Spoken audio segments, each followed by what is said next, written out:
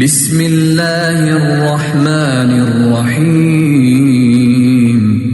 هل اتاك حدیث الغاشیہ وجوہ یومئذ خاشعہ عاملة ناصبة تصلى نارا حامية تسقى من عين آنية ليس لهم طعام إلا من ضريع لا يسمن ولا يغني من جوع وجوه يومئذ ناعمة لسعيها راضية في جنة عالية لا تسمع فيها لاغية فيها عين جارية فيها سرر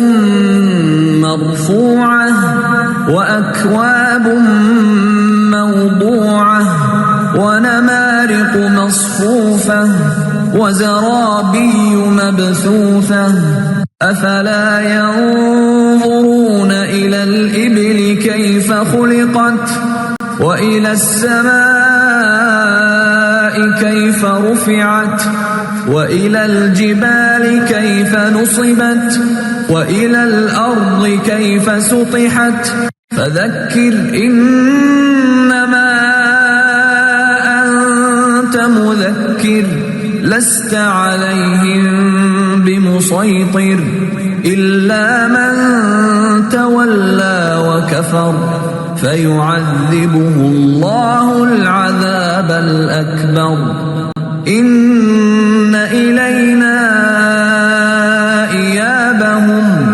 ثم إن علينا حسابهم. شروع اللہ کا نام لے کر جو بڑا مہربان نہایت رحم والا ہے.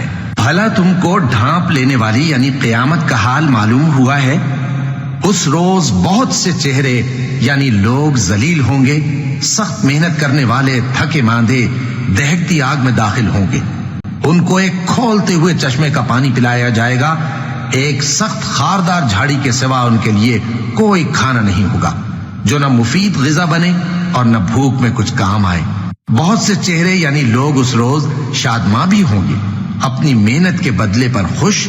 بہشت بری میں وہاں کسی طرح کی لغو بات نہیں سنیں گے. اس میں چشمے بہ رہے ہوں گے، وہاں تخت ہوں گے اونچے اونچے اور کٹورے قرینے سے رکھے ہوئے اور گاؤ تکیے قطار کی قطار لگے ہوئے اور نفیس مسندیں جگہ جگہ بچھی ہوئی.